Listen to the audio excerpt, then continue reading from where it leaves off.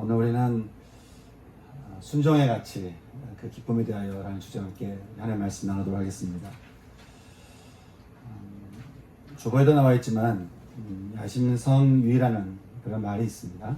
그 말은 밤이 깊을수록 별은 더욱더 빛난다, 그런 말입니다. 이 말은 세상이 온통 깜깜해지더라도 소망의 빛은 항상 존재한다 라는 그런 말인데, 이것은 위로가 되는 말이면서 동시에 밤이 깊을수록 우리는 역시 빛을 봐야 된다 라는 말이기도 합니다. 세상이 점점 어두워지고 있는 것을 피부로 느껴지는 참 요즘인 것 같습니다. 각종 전쟁과 또 여러 분야에서 들려오는 또 갈등과 분열, 그리고 멈추지 않는 전염병, 또 지도자들의 참 땅에 떨어지는 도덕성, 또 점점 더 자기 충족의 시대가 되어가고 있는, 그래서 점점 더 이렇게 어두워져가는, 하나님은 물론 서로 이야기를 잘 들으려고 하지 않는 참 이런 막힘의 시대에 우리는 지금 살아가고 있습니다. 이렇게 온통 어디를 봐도 다 어두운 소식뿐인 참 이런 위기를 우리가 참 경험할수록 여러분, 우리가 이 시대를 어떻게 살아야 될까? 온통 다 어두운 소식인데 이 어두운 소식이 들려오는 이 시대에 우리는 어떻게 살아야 할까? 세상은 어둠을 보면서 절망하고 실망하고 또 때로는 어두운 편에 서서 같이 어두워지기도 합니다. 하지만 여러분, 믿는 자는 어떻게 되겠습니까? 사도 요한이 말하죠. 참 빛, 곧 세상의 모든 사람에게 비추는 빛이 있었나니 세상은 그를 알아보지 못하고 그를 영접하지 않지만 영접하는 자, 곧 그 이름을 믿는 자들에게는 빛 대신 하나님께서 그들에게도 역시 빛이 되는, 빛의 사람이 되는 당신의 자녀가 되는 권세를 주셨다고 하는 것이죠. 그러니 여러분, 우리가 세상이 어두워지면 어두워질수록 우리가 해야 될 일이 있다고 한다면 그것은 바로 말씀이 육신이 되어 우리 가운데 거하시는 그 영광은 아버지의 독생자의 영광이요 은혜와 진리가 충만한 예수 그리스도, 그 빛을 바라보며 거기에 우리가 소망을 두고 살아야 된다고 하는 것이죠. 정말 예수만이 우리의 소망이 되는 이유는 마태복음 1장 21절 말씀처럼 예수님은 자기 백성을 그들의 죄에서, 어둠에서 빼내는 구원자이시기 때문에 그렇다고 하는 거예요. 그러니 우리가 예수님께 소망을 두며 살아가는 것만큼 여러분 지혜로운 삶이 어디 있겠습니까? 소망이 예수밖에 없다 한다면 예수를 바라보고 사는 것이 지혜로운 거 아니겠어요? 여러분, 거기에 소망이 있다고 하는데, 다른 데 소망이 있는 게 아니고 딱 거기에 소망이 있다고 하는데 그 예수를 바라보고 사는 것만큼 지혜로운 게 어디 있겠어요? 사랑하는 성도 여러분, 세상이 점점 더 어두워지는 것을 볼 때마다 더욱더 빛나는 빛 대신 예수를 바라보면서 사는 것이 여러분 마치 동방박사가 그 빛을 따라가다가 결국 예수를 만난 것처럼, 저는 저와 여러분의 신앙도 이 빛 대신 예수님을 바라보며 그 예수를 바라보며 살다가 여러분도 결국 예수님과 함께 서로 연합할 수 있는 그런 은혜가 저는 우리 가운데 있기를 소망하는 것이죠. 근데 여러분, 아무리 주님이 소망이라고 해도, 아무리 주님이 빛이라고 해도, 아무리 그렇게 말씀하신다고 해도 우리가 그분을 인정하지 않고 그분의 이름을 부르지 않으면, 그분께 우리의 삶을 맡겨드리지 않는다면, 그분의 존재 앞에 우리가 순종함으로 따르지 않는다면 여러분, 그 구원이 우리랑 무슨 상관이 있겠습니까? 히브리서 11장 6절은 우리에게 이렇게 말합니다. 믿음이 없이는 하나님을 기쁘시게 하지 못하나니, 하나님께 나아가는 자는 반드시 두 가지를 해야 된대요. 첫째는 그가 계신 것을 알아야 된대요. 반드시 그가 계시다는 것, 하나님이 살아계신다는 것을 인정하고 고백하는 것이 필요하다는 것이죠. 여러분, 하나님은 살아계신 분이신 믿으십니까? 아멘. 예, 살아계신다면 여러분의 하나님의 이름을 부를 때 하나님이 마치 죽은 하나님, 잠자는 하나님, 멈춰있는 하나님, 아무것도 못하는 하나님이 아니고 살아계신 하나님이라는 사실을 여러분 기억하시고 기도할 때마다 살아계신 하나님을 찾으며 기도할 수 있는 여러분 되시길 바랍니다. 아멘. 또 말씀하시기를 그가 자기를 찾는 자들에게 상을 주신대요. 여기서 말하는 상이라고 하는 것은 구원이고 안식이고 은혜이고 은총입니다. 하여간 우리의 필요한 모든 것을 다 주신다는 거예요. 그러니 살아계신 하나님을 우리가 믿고 신뢰하며 그의 이름을 부를 때 주님은 우리에게 모든 필요한 것을 다 채워주신다고 하는 것이죠. 여러분, 이 믿음의 자리에서 우리가 순종할 때 우리는 성경에서 등장하는 수많은 포로되고 상처 입고 억눌리며 병든 자들이 빛 대신 주님을 따라서 만나서 회복되고 치유된 것처럼 우리 삶도 그렇게 치유되고 회복된다고 하는 거예요. 저는 이 시간에 순종의 자리에서 치유와 구원의 역사가 펼쳐지는 그 살아계신 하나님 말씀을 통해서 저는 저와 여러분의 인생도 모두 순종 가운데 주님이 주시는 구원과 은혜와 은총과 부활의 은혜를 마음껏 누릴 수 있는 저는 저와 여러분 될 수 있기를 주님의 이름으로 축원합니다. 오늘 말씀 통해서 우리는 이 순종 현장, 두 개의 순종 현장 우리가 만나게 됩니다. 첫 번째 순종의 현장이 있습니다. 바로 열왕기하 말씀에 나온 나만 장군의 벌어진 현장인데요. 오늘 우리가 읽은 열왕기하 말씀에 보게 되면 이방 사람 나만 장군을 우리가 만나게 되는데, 이 나만이 어떤 사람인가? 북이스라엘을 늘상 괴롭히던 두 나라가 있습니다. 하나는 바로 위에 아람이 있고 저 위쪽에 이제 아수르, 바벨론 이런 나라들이 있죠. 근데 이 북이스라엘을 항상 괴롭히던 지금의 시리아에 해당되는 곳에 위치한 아람이라고 하는 그 나라에 군대 장관 나아만이 있었습니다. 성경은요, 그가 그 나라에서 굉장히 크고 존귀한 사람이라고 이야기를 하고 있습니다. 또한 말하기를 여호와께서 전에 그에게 아람을 구원하도록 역할을 하게 하셨다고 하는 거예요.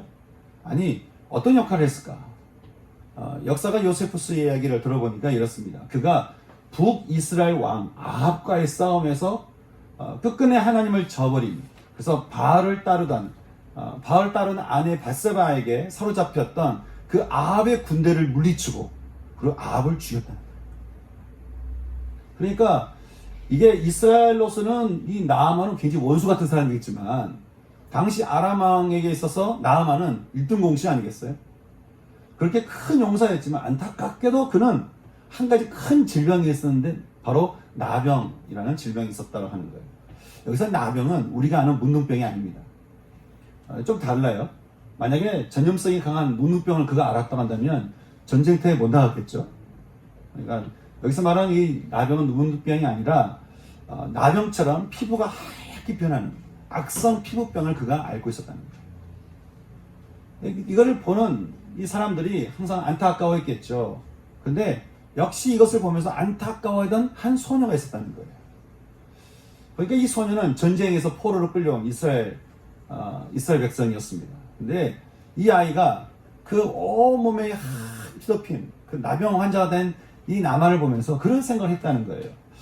야, 이 나만이 그를 만나기만 하면 저 나을 건데. 그러니까 다들 나만의 피부병을 보면서 야, 어쩌다가 저걸 알았나? 저 사람이 뭔 잘못을 했나? 그렇게 그것을 보면서 그냥 안타까운 것 이상 할 수 없었던 그런 자리에서 이 소녀는 그것을 보면서 생각하기를, 야, 저가 그를 만나기만 하면 나을 건데. 이게 나을 생각했다는 거예요. 여러분, 사실 포로로 끌려온 소녀라면 천한 신분 아니겠어요? 근데 겉으로 보기에 모든 권력과 힘을 가진 나만이야말로 모든 것이 가능할 것 같은 그런 귀족인데, 이 질병 앞에서 이 나만은 오히려 무력했고, 하나님을 안았던 그 소녀는 그의 질병은 충분히 고칠 수 있을 거라고 생각을 했다는 것이죠. 우리는 이 소녀를 통해서 신앙이 어떤 모습을 가져야 되는가를 우리는 배우게 되는데, 세상은 우리가 얼마나 무력해 보이는지, 우리가 얼마나 참 힘이 없어 보이는지, 그래서 우리가 무력하며 무명한 자 같아 보여도 성경은 말하기를 하나님 나라에 우리는 유명한 자예요. 또 세상이 보기에 우리는 참 죽은 자 같아 보이지만 우리는 살아있고, 그리고 우리에게 무슨 고난이나 또 환난이나 어려움이 올 때마다 우리가 징계를 받은 자 같으나 우리는 죽임을 당하지 아니합니다. 근심하는 자 같으나 항상 기뻐하고, 가난한 자 같으나 많은 사람을 부유하게 하고, 아무것도 없는 자 같으나 오히려 모든 것을 다 가진 것이 바로 신앙이다라고 하는 것이죠. 저는 절망 앞에서 소망을 생각하고 있던 이 소녀의 모습이 저와 여러분의 모습 될 수 있기를 소망하는 것입니다. 아멘. 하나님을 모르는 권력자와 하나님을 알고 있는 비천한 소녀. 여러분, 어느 쪽이 지혜가 있겠습니까? 소녀가 말합니다. 우리 주인이 사마리아에 계신 선지자 옆에 계셨다면 참 좋겠습니다. 그러면 그가 그 나병을 고치리라. 얘기를 하는 거예요. 소녀의 말이 좀 흐지부지 이렇게 대충 말했으면 그냥 넘어갔을 것 같은데 소녀의 말이 너무나 확신에 찬 얘기를 하는 거죠. 너무나 확신에 찬 이야기를 하니까 이야기를 듣던 나아만의 부인이 이 소식을 남편에게 전해주고 다시 이 일은 당시 아람 왕이었던 베나닷 2세에게 전해지게 되었습니다. 야, 내 부하 아람 왕이 내 부하 나아만이 나을 수만 있다면, 야, 나을 수만 있다면 그런 생각에 이 아람 왕이 어떻게 하냐면 당시 적대 관계에 있었던 북이스라엘에게 이 나아만을 보냅니다. 이 나아만을 보내고는 그를 치료하기로 결정을 하죠. 그래서 당시 아방이 죽고서 그 아들 아샤가 왕이 됐다가 바로 죽어요. 그 다음에 바로 죽으니까 이제 아방의 또 다른 아들이 왕이 되거든요. 그게 여호람입니다. 이 여호람에게 편지를 보내서 말하기를 나의 장군 나아만을 고쳐달라는 거예요. 그래서 예물을 함께 보내게 되는데 지금으로 따지면 보니까 68kg의 금 그리고 340kg의 은 그리고 귀족들이 입는 옷감 10벌을 함께 보낸 거예요. 놀랍죠? 여러분, 이 소식을 이제 접하게 된 이 아방의 아들 여호람은 그러면 또 어떻게 생각이 들었을까요? 일단 아람 왕의 편지가 반가울 리가 없습니다. 아니 그리고 세상에 군대 장관 나아만을 나한테 보내가지고 그를 치료하라고 하는 것을 들어보니까 이게 무슨 협박 편지도 아니고 나중에 나아만이 보니까 혼자 안 오죠? 보니까 말들과 병거들을 끌고 들어와요. 다시 말해서 군대를 끌고 왔다는 말이죠. 그러니까 이 여호람한테는 이거는 나랑 지금 전쟁하자는 소리밖에 들리지 않는 거예요. 내가 하나님이어서 어떻게 이 사람을 살리겠냐? 이건 전쟁하자는 거 아닌 것이죠. 그래서 이렇게 편지 내용이 들어있는 선지자 얘기는 아예 보지도 않고는 옷을 찌면서 슬퍼하는데 이 소식을 들었던 선지자 엘리사가 한편으로 한심한 마음에 다시 참 여호람에게 편지를 보내서 말합니다. 사람을 보내서 말하기를 왕이여 그 사람을 나한테 보내소서. 그러면 이스라엘 중에 선지자가 있다는 것을 알게 될 것입니다. 자, 이제 그렇게 해서 선지자 앞에 나타난 나아만과 그 병사들. 엘리사는 또 어떻게 했을까요? 보니까 엘리사는 자기 충만으로 가득 찬 그리고 자기 존재감을 알리려고 군대를 끌고 와 있는 이런 나아만에게 말하기를 만나주지도 않고 말하기를 레위기 말씀을 근거로 이렇게 말하죠. 너는 요단강에 들어가 몸을 7번 씻으라는 거예요. 그러면 깨끗해질 거라고 말을 하는 것이죠. 나만은 조금 불쾌했습니다. 지금 거창한 환대와 그리고 자신의 위치에 맞는 뭔가 좀 드라마틱한 일을 그런 장면을 기대했던 이 나아만이 아니 내 신분을 말해주는 옷을 벗고 그리고 군사들 앞에서 당시 황금의 강이라고 불리는 맑고 깨끗한 아바나강이나 바르벨강도 아닌 흙탕물로 가득 찬 그 요단강에다 몸을 담그라고 하니까 자존심이 상하는 거죠. 나아만이 화가 나기 시작했습니다. 자존심이 상한 거예요. 제가 이 나아만을 보면서 묵상되어지는 것이 있습니다. 우리가 하나님의 말씀 앞에 주님이 분명히 말씀하시고 이렇게 말씀하신데도 불구하고 우리는 얼마나 그 말씀 앞에 자존심을 붙들고 있는지 모르는 거예요. 얼마나 우리의 생각을 꼭 붙들고 그래도 그러면서 주의 말씀에 순종하기보다는 내 자존심, 내 생각, 내 고집은 좀처럼 꺾으려고 하지 않는 나로 충만한 그 나를 내려놓고 주님을 따른다고 하는 것을 참 우리 얼마나 힘들어하는지. 자기 자신을 따르는 건 열심히 해요. 자기 생각은 열심히 했는데 자기를 내려놓고 주의 말씀을 따르라고 하는 그 말에는 선뜻 마음이 가지 않는 것이죠. 나만이 그랬어요. 분노했습니다. 자존심이 상했어요. 여러분, 혹시 여러분도 그러지는 않으십니까? 여러분, 만약에 나만 여기서 기분 나빠서 그냥 집에 가버렸다. 그러면 성경에 그 이름은 등장하지 않았겠죠. 그렇게 화가 난 나만 이제 발길을 돌려서 집으로 가려고 하니까 이것을 이상하게 본 부하가 와서 이렇게 말하는 거예요. 말을 풀어보면 이렇습니다. 장군님, 이게 뭔 어려운 일입니까? 이게 무슨 어려운 일입니까? 그냥 들어가서 씻으라는 거 아닙니까? 이게 너무 쉬운 일이 아니냐는 거예요. 여러분, 제가 늘 여러분께 말씀드리지만 예수를 믿는다고 하는 것이 얼마나 쉬운 일입니까? 예수를 믿고 예수를 받아들였을 때 주님이 주시는 구원이 우리가 한꺼번에 다 밀려오고 그 선물을 받는데, 여러분 예수 믿는 것만큼 사실 이 세상에 쉬운 일이 어딨겠어요. 제가 어떤 할머니에게 예수님 믿으면 천국 간다고 말씀드리니까 오히려 저한테 따지시는 거예요. 아니 내 죄를 누가 대신해 주냐는 거예요. 저를 오히려 설득하시는데, 제가 그 할머니에게 그랬어요. 할머니, 우리 스스로는 안 되니까 예수님이 오신 거예요. 우리 스스로는 우리 죄를 없애지 못하니까 예수님이 오셔서 우리를 대신해 죽으시고 우리에게 구원을 주셨다라고 하는 것이죠. 그러니 할머니 그냥 믿으시면 돼요. 그냥 믿으면 됩니다. 믿으시면 구원받을 수 있어요. 예수님을 받아들이시면 돼요. 그래 할머니가 끝끝내 고집을 꺾지 않으시고 저한테 그러는 거예요.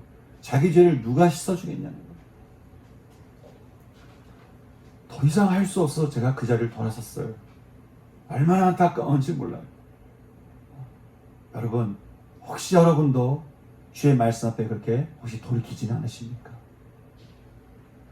사실 예수님께 순종하는 게 우리가 살 수 있는 가장 쉬운 길인데, 나만도 생각해 보니까요, 이게 그냥 쉬운 일이거든요. 그래서 이 쉬운 길을 두고 가는 것이 오히려 어리석어 보여서 그는 자존심이 뭐고 다 내려놓고는 옷을 벗어서 요단강에 들어가게 됩니다.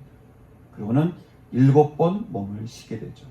그렇게 말씀에 순종하여 요단강에 들어간 나아만은 결국 어떻게 됩니까? 엘리사의 말대로 그 몸이 깨끗해져서 마치 어린 아이의 살같이 그가 회복되었다라고 우리에게 말씀해주고 있습니다. 순종이 기쁨이 된 순간이었습니다. 또 한 명의 이야기가 있습니다. 우리 함께 읽은 누가복음 말씀 보게 되면 예수님께서 예루살렘으로 가실 때에 보니까 사마리아와 갈릴리 사이로 지나가시고 있다라고 우리에게 말씀하고 있습니다. 이 편이 좀 재미있는 것은요, 마치 이렇습니다. 제주도를 가는데 광화문과 평양 사이로 지나갔다, 이런 얘기가 똑같은 거예요. 뭐가 말이 안 맞죠? 성경이 이렇게 예수님의 길을 표현한 것은 주님은 어디를 가시든지 간에 주님이 가시고자 했던 그 길은 예루살렘이었다는 거예요. 그게 갈릴리로 가든 그게 저기 빌립보를 가든 어디를 가든지 예수님이 항상 그 가야 될 길은 예루살렘이었다고 하는 것이죠. 사랑하는 성도 여러분, 우리는 이제 또 오늘 예배드리고 내일 되면 어떤 사람은 종로구에서, 어떤 사람은 또 어디 여기저기 뭐 흩어져서 여러분 다 흩어지겠지만, 여러분 우리가 어디로 가든지 또 앞으로 여러분의 인생이 어디로 갈 거로 여러분이 계획을 잡든지 간에 여러분 항상 우리가 가야 될 곳이 있다는 거예요. 여러분 우리가 가야 될 곳이 어디겠습니까? 하나님 아버지의 집인 것이죠.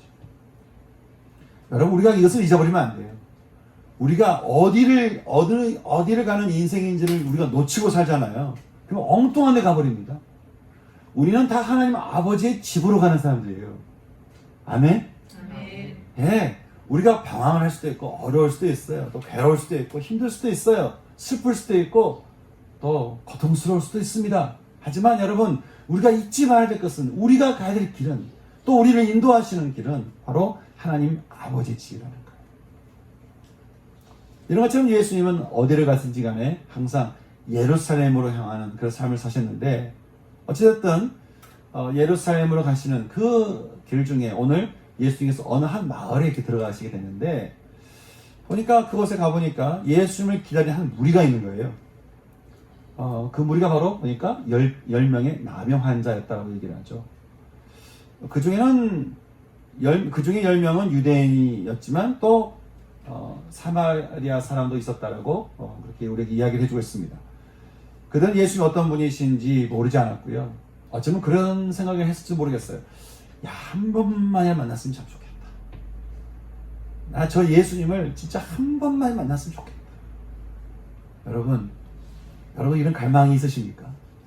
내가 정말 예수님과 함께 살았으면 좋겠다. 나 정말 예수님과 함께 내 안에 예수님이 정말 내가 예수님과 함께 더불어 살았으면 좋겠다. 여러분 이런 갈망이 하면 있었어요. 나 정말 예수님 만나고 싶어하는, 앞에서 설교하든지 간증하든지 예수님을 이야기하는데 그렇게 듣는 예수 말고 하나님 나도 만나고 싶어요. 나도 만나고 싶습니다. 여러분 주님 만나고 싶어하는 그 갈망을 주님이 아시고 주님께서 우리를 만나 주실 믿습니다. 아멘. 네. 정말 그런 마음 가운데 있었을 때 예수를 만났으면 좋겠다. 어쩌면 그런 바람 때문에 예수님이 그 말에 들어갔을지도 모르겠어요. 그리고 그들이 드디어 예수를 만나게 되자 여러분 그들이 어떻게 반응하죠? 저는 늘상 이런 말씀을 읽을 때마다 늘 감동이 되는 게 있어요. 마음에 뭉클한 거예요. 늘 이렇게 하나님을 만나고 싶어하는 사람들, 주님을 만나고 싶어하는 갈망하는 사람들이 늘 하는 소리가 있어요. 뭘까요? 주님, 우리를 불쌍히 여겨 주옵소서. 주여, 우리를 불쌍히 여겨 주옵소서. 주님, 내 인생을 불쌍히 여겨 주옵소서.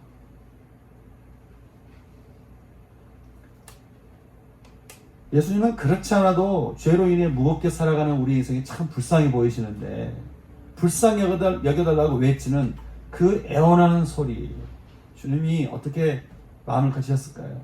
성경 보면요, 불쌍히 여겨달라는 소리를 주님이 지나치시는 법이 없어요. 불쌍히 여겨달라는 그 기도에 주님이 외면하신 적이 없어요. 저는 죄로 인해서 항상 무겁게 살아가는 참 우리의 인생 가운데 저는 이 나병 환자들처럼 늘 주님께 주님 우리를 불쌍히 여겨 주옵소서. 그렇게 날마다 기도할 수 있는 저는 저와 여러분 됐으면 좋겠습니다. 그렇게 간절히 얘기하니까 주님이 그들에게 뭐라고 말씀하시죠? 가서 제사장들에게 너희의 몸을 보여주라. 레위기 말씀 보면요, 제사장들에게 몸을 보여주는 것은 병이 나았다는 것을 확인하는 과정이지 이렇게 병든 것을 보여주는 것이 아닌데도 주님은 지금 그들에게 말씀하시기를 제사장들에게 몸을 보여주는 거예요.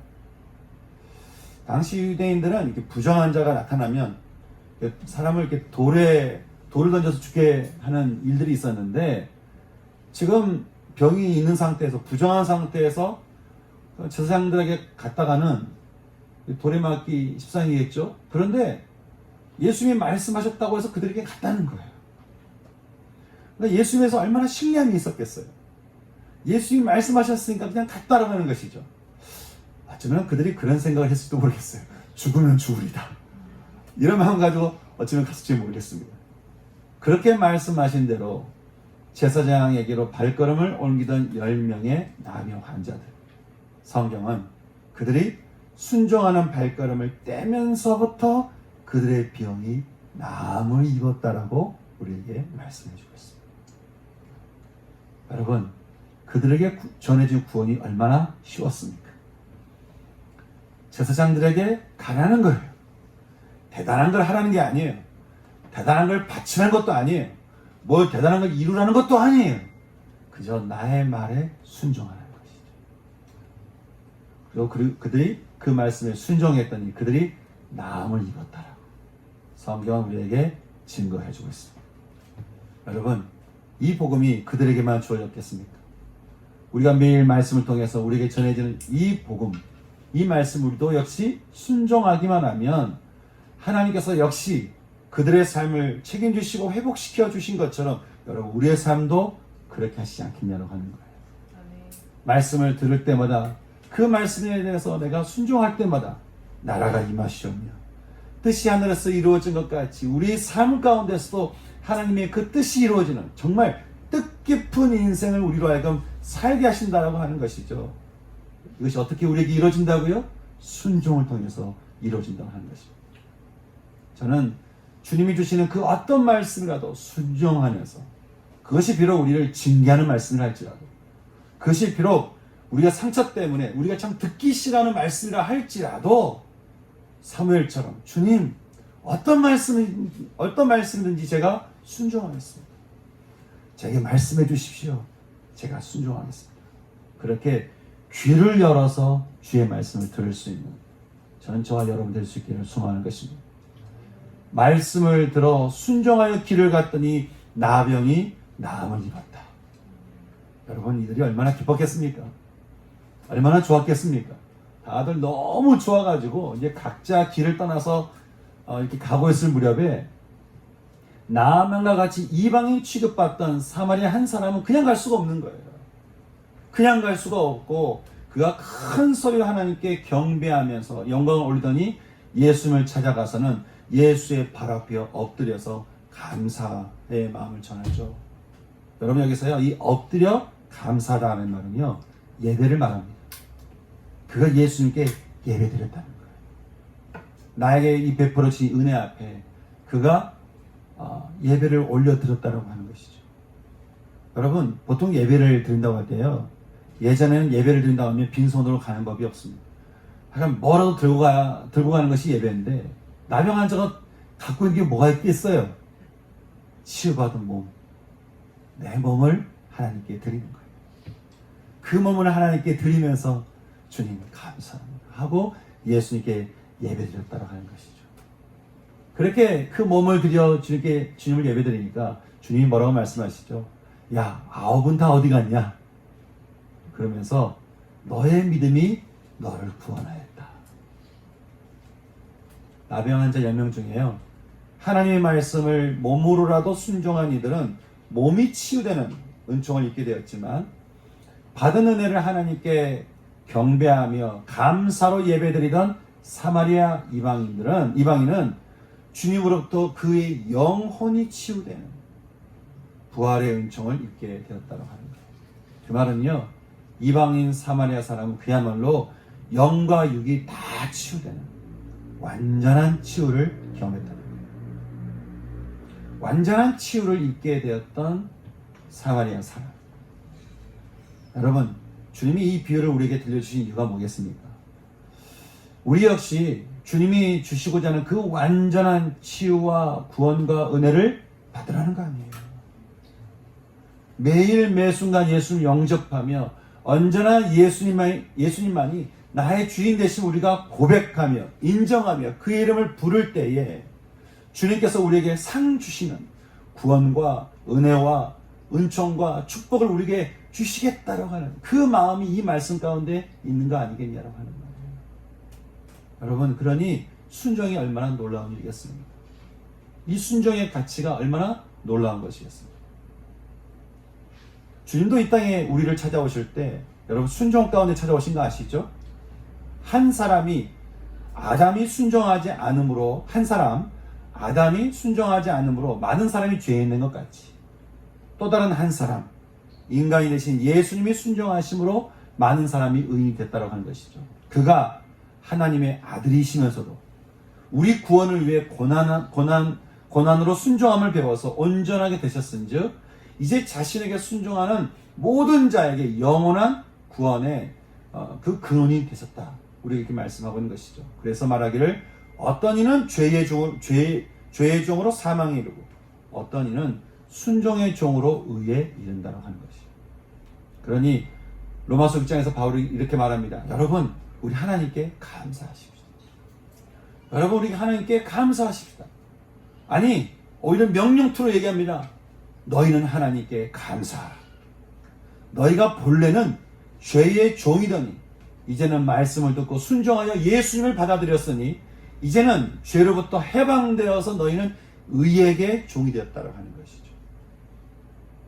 우리가 죄에게 순종할 때는 아무런 열매도 없고 오히려 부끄러움만 쌓이더니, 그래서 그 마지막을 맞이하는 것은 사망인데 우리가 의로우신 주님께 순종함으로 인해서 우리가 죄에서 해방이 되고 거룩함에 이르는 열매를 얻게 되었으니 그 인생의 마지막은 영생이다라고 얘기하는 것입니다.